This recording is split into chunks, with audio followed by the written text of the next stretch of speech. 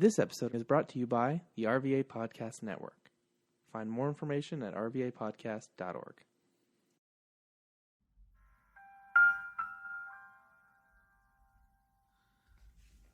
We do not own the rights to anything or any music that's heard during the duration of this podcast. Also, a lot of these shows will have explicit content. So if you are not a fan of any cursing or profanity, you may want to walk away, but that does not mean that every show will consist of such. Welcome to season 6 of The Pass, BT. Didn't think we'd get here, but here we are. Show going a bit of a different direction, as you may have noticed near the end of season 5. Sports is still a thing, but not as much. You'll get more information about what's going on in the tech world, what's going on in the music world. We actually have kind of gotten rid of Ass of the Week. Once in a while, you may get one here and there, but I still want to stick with the main gist of passing the message to you all. So take your time, but don't waste your time as you sit and enjoy a new season of The Pass with your host, BT.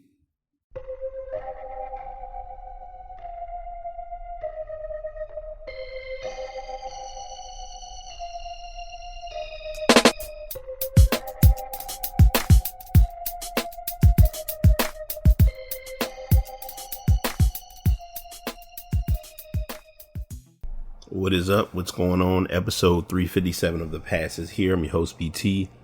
Got a outline for the podcast this week. Actually gonna give some thoughts, give some input. We're gonna talk about a few things, and I'll be helping you all get a better understanding of who I am, because there are a couple of regulars and there are also a couple of new kids who this is their first time or recent time listening to the podcast. So I'm gonna go into all of that and we'll kind of roll from there.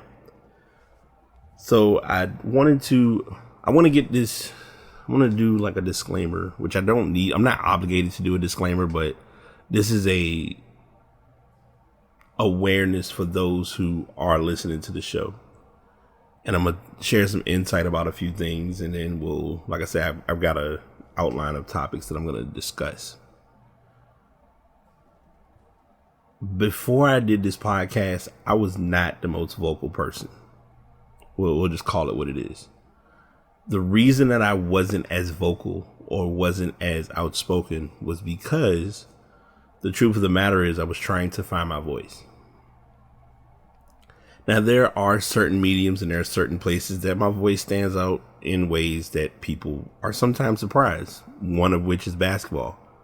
Any of my friends who have been on the podcast or who can attest to it will tell you I am the loudest person that you would not realize to be as loud as I am. But in most other instances, very soft spoken, very shy, wanted to be known who I was and what I did. That changed as I started to do podcasting. Some of my shows, I get into the topic and we move forward.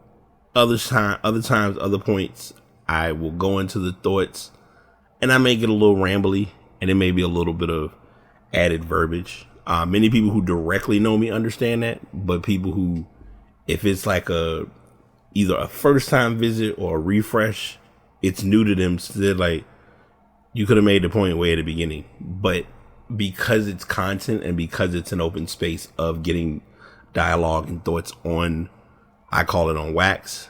It's my way of how I've done things. So I wanted to, and I'm not, like I said, I'm not obligated to give this as a disclaimer, but I wanted to share this at the beginning before I go too deep into any major topics. Second point. And this second point is not obligated. It's not an obligated point or not an obligated topic, but it's something I want to talk about and address while I'm thinking about it. I have to, and this isn't for you all. This is me saying this to myself and me saving this as a recording to remind myself. My podcast is intended for people who have never heard of my podcast before. A lot of times, yes, I have friends who have supported me. I have folks who rock with what I'm doing, and you all never go unnoticed or undervalued in any way, shape, or form. That being said, I have to also remember there are hundreds, if not thousands of people that I want to make sure get and understand my message and my delivery as to what I'm saying or what I'm sharing on this platform. Like I said, when I first did this, didn't know how I was going to go, didn't really have a bit of an agenda of format. Things are about to change. I've gotten some, and I've shared this. Well, I haven't shared this because I actually just had this conversation. I did get some feedback on how to improve the podcast and how to get a better routine. So you will see some changes. I know I've been sharing each episode, I'm putting like a creative picture and going through all of the details. That's gone. We're going to just keep one style of the podcast, and that'll be the main basis of what we'll have, for every episode. So I'm going to get it more in tune and more streamlined, so it's not as confusing and as complicated. Because I have to remember that how it looks on one platform versus another platform is not going to always be the case. So like I said, I'm learning how to be better with embracing what I'm doing and how I'm doing it.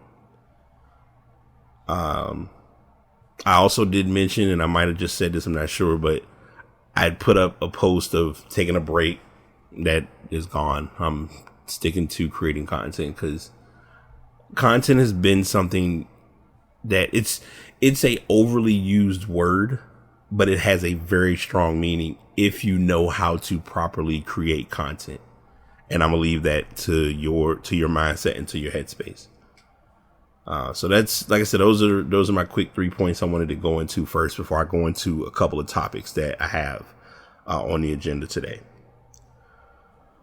First up, and this is going to be I guess this is a new thing that I'm probably going to start doing, is if I come up with them on the fly, I will share them with you all. I'm not telling you have to do it, but I'm recommending it as a resourceful suggestion. Invest in an inexpensive 5-subject notebook and an ink pen. If you don't already have one, find a marker, like a Sharpie permanent marker. And on the front of that notebook, I want you to write the word brain dump. I've owned a brain dump notebook now for probably over a year, if not longer. And I can't say how it works or doesn't work for anybody else, but for me personally, pen to paper, even with me being the digital guy that I'm always talking about, having the pen to paper goes such a long way for jotting down thoughts and ideas.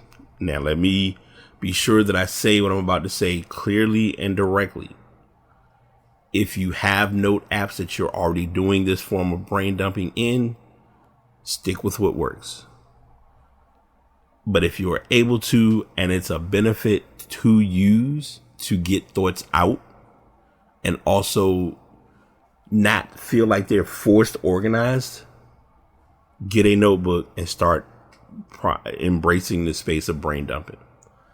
I'm moving a little bit faster with my reading with Level Up, and that's been helpful. That's something that they always talk about, is just jotting ideas down, because a lot of times we hold on to so many ideas and we don't get them on paper, or we don't verbally get them out of our head or written manually. We don't write them down, or we don't verbalize them in some way, shape, or form.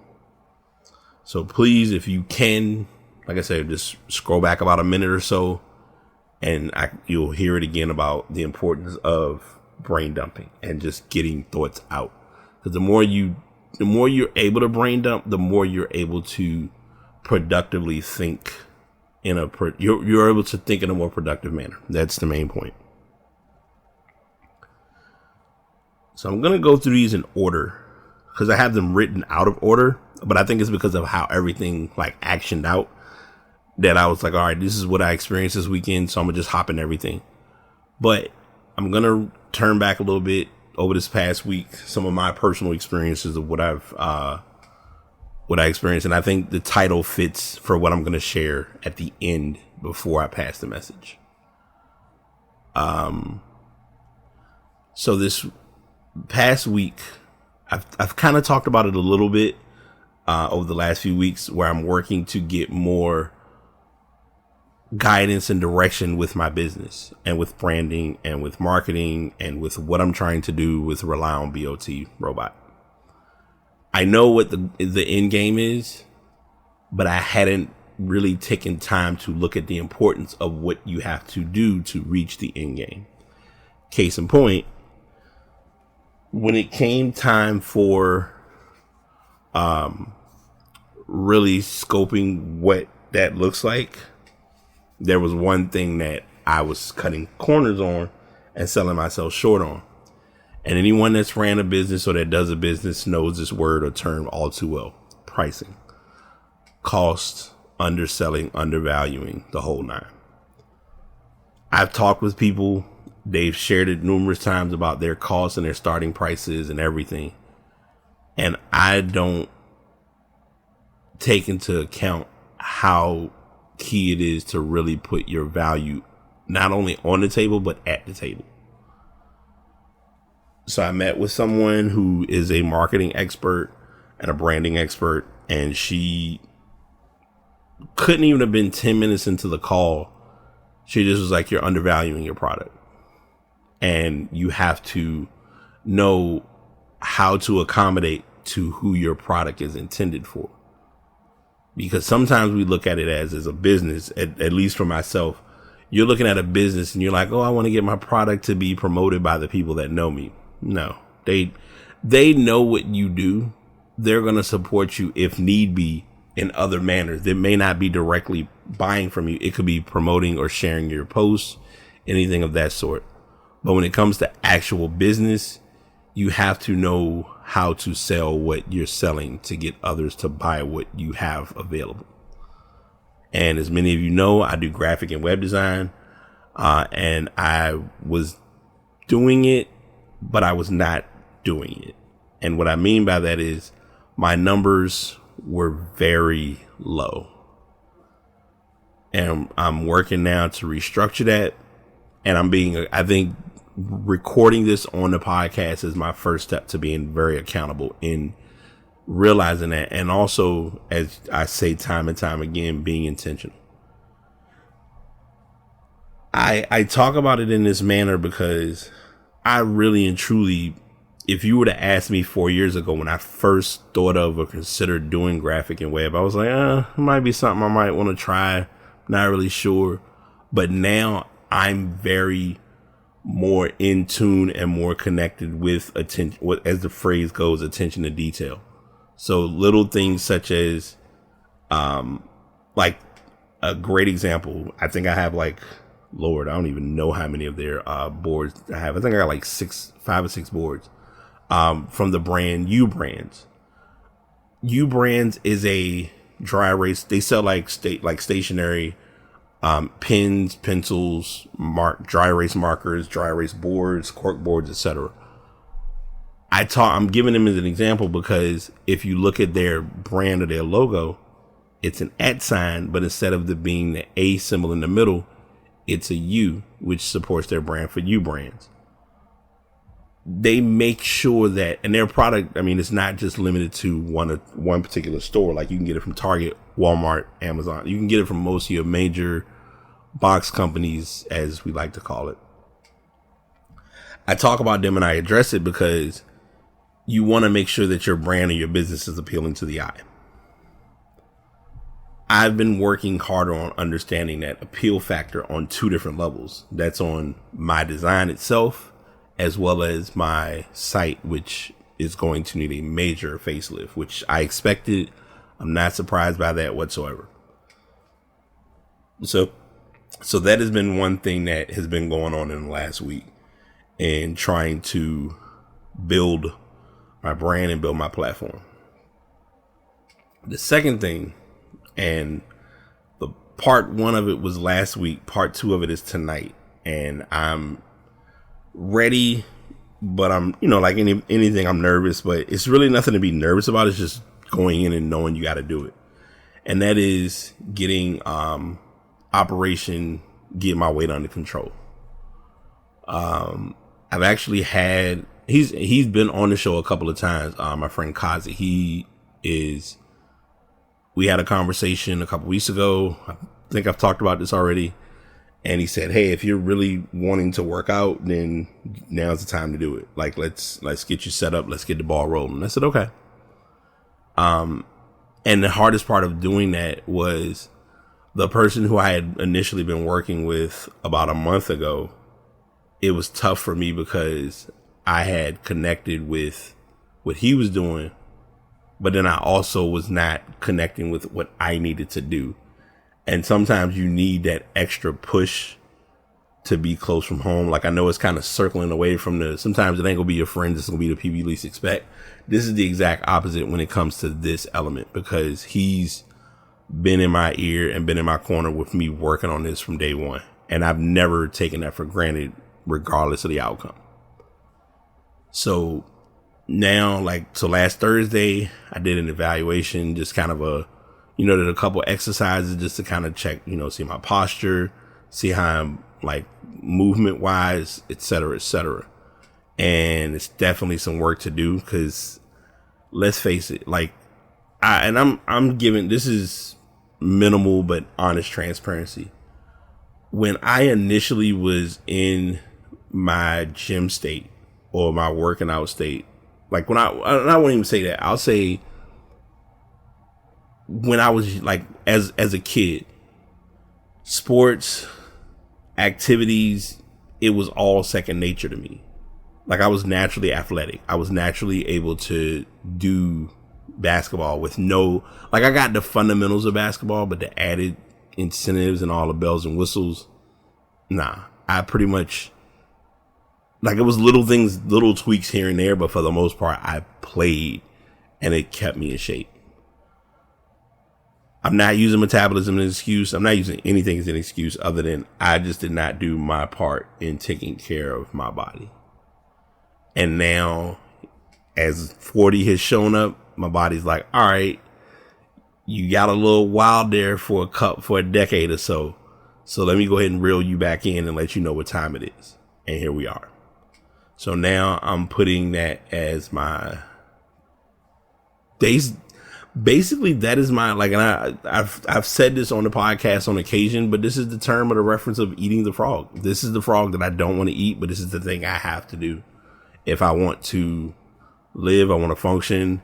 It's affecting me in other manners, but having that workout session definitely opened my eyes. I was like, ooh, I'm really a newborn at this, a fish literally that just jumped out of water, just struggling, can't do it, don't know what's going on. But it also, like I said, it gave me a gauge and it gave me a better understanding of what I need to do and how I need to go about doing it. So that's always a good thing in the end. So I did that. And finally on Saturday, a few days building up to it, same person who I'm training with tonight, he had mentioned that his girlfriend had a ticket for the VCU game. Now, to give context, I haven't been to a VCU game in nearly a decade, if not longer. And it's not that I don't want to go to them. It's just I'm never, usually when weekends roll around, really, the one time, usually when weekends roll around, let me fix this now so that way we don't run into that again. Most of the time I'm usually I'm busy, I'm good, I can't make it, I got stuff going on, whatever. And I'm saying a decade, but it probably has been less time than that, but it's been a minute since I've been in the Siegel Center. But the little bit of time of me walking in the Siegel Center, just looking at the ambiance, looking at the energy, looking at the crowd, I was like, this took me back. And it's so, I think every time, quick story time. my primary experience with the Siegel Center will always and forever be tied to when they first opened it, when it was the Alltel Pavilion. If you know, you know. And it was like, okay, you got a ticket. You're going to go to the game. Oh, okay, that's nice. And you'll get a seat and you'll sit down, and then you're like, oh, well, it's not really many people at the game. So you could kind of maneuver and sit in a different seat. You weren't really going to get any flack for it. It wasn't a big deal. Now they've sold out games for quite some time. And the ironic part about it, full circle, was the ticket that I was initially gifted. The person who was intending to go ended up being able to make it, and he still, I guess more than likely got another ticket and showed up, and it was just a good energy all around. Like, they played Morgan State. The game started a little slow for VCU, but then they picked it up in the second half, pressing and things of that sort. I won't really give too much details on the game, other than I will say, like, it was an enjoyable game. The interesting and yet the eye-opening part of it all, the time of me attending the game, I didn't really normally it's like, oh, I'm going to take pictures, I'm going to post I was like, nah, I want to enjoy this game. And that's basically what I did. So I don't have any regrets in that category at all. Definitely an experience to remember. So that's, in a nutshell, that was basically what has occurred last week. And the other difference with this podcast, I didn't record as early as I normally do, because usually I'll record first thing in the morning. A lot of you don't know that, probably wouldn't even be aware of it. But I had some stuff to do this morning, learned a couple of things health-wise, got some stuff I got to work on there. And just progressing and pushing forward. So the message to pass along, and this is probably, and I feel like I say this every time I do pass the message, but I'm definitely honing in on the importance of this. I've probably shared it, but if you've heard it once, just skip to the end. Be yourself. It's nothing wrong with, getting ideas, getting suggestions, recommendations from other people, but it's a lot easier to just be yourself. Being yourself is way less stressful than trying to be what others want you to be. Because being what others want you to be doesn't allow you to really enjoy your life and enjoy your living and enjoy your ways. And sometimes I think because we're in such a go, go, go mindset, we really don't take the time to slow down and like, okay, who am I? What makes me enjoy living for me? Or what makes me value how I do things? Because the more that you realize doing it for you is more convenient than trying to do it for the rest of the world, it allows you to live. And it's so crazy because we see everybody have this sign in their house about live, love, and laugh. Most people ain't living. Most people love enough to want to love, and they laugh and it's gone. Like, their sense of humor is just not there. And it becomes more eye-opening than expected. So work on trying to be yourself and do so by living, loving, and laughing. And have like literally, and I probably shared this before, but I'm rounding it about again. Have fun. Really and truly have fun and connect with that younger version of you and like make the most of what life offers. Like at the basketball game, yeah, I stood up most of the time and I enjoyed the standing up portion of it. The inner child in me was like, this is fun. This is what we need to do. My body was like, bro, we ain't did this in a minute. But it, that comes with the territory.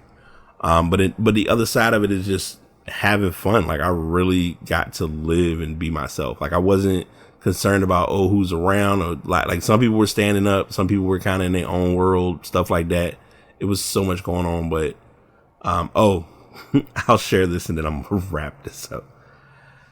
The end of the beginning of the game, the players, like the team came in and they had the signage that it's like a sign that's supposed to come up to the crowd. Well, somehow one of the seats that we were in, it was like the sign was there and they had it closed off, but you couldn't it was like the rope wasn't disconnecting from the chair for whatever reason. And I'm just like, why? This is, and I'm like, this is why I don't sit in certain places. But in reality, I was like, maybe it got mixed up and messed up from like, I don't know, but it was like super tight. Like, I'm just deep down in my head, like, could have just been a simple knot tie and call it a day. But I was like, I did what I was supposed to do. And it didn't help because someone like, Mark's girlfriend, she was like, you know, pointing, and I'm thinking like, okay, what is she pointing? I'm like, oh, I'm supposed to let this. I'm like, I ain't been in this area of a game ever. Like, I think, like I said, the last time I've sat front row at a game, you literally would have to go back. Dang. Wow. It's been a minute because I'm 40 now. So I think, because I want to say when the Siegel Center first opened, I might have been like 13, 14, if that. So talk about full circle. But yeah, lesson learned. We'll keep that in mind next time if I am in that area. But yeah, be yourself, have fun, live. I'm not gonna do that yet. I'm looking at my board and thinking about, do I want to share what my theme for 2023 is, but it's too early. I will address and share that once I get the year in review podcast set up and recorded. We'll talk about it on there because I don't want to give it away now. But anywho, y'all stay safe, stay blessed, stay positive, find people who care about you and love you for you. Until next time, this is the Pat signing out. Take it easy. Well, that was definitely a fun show.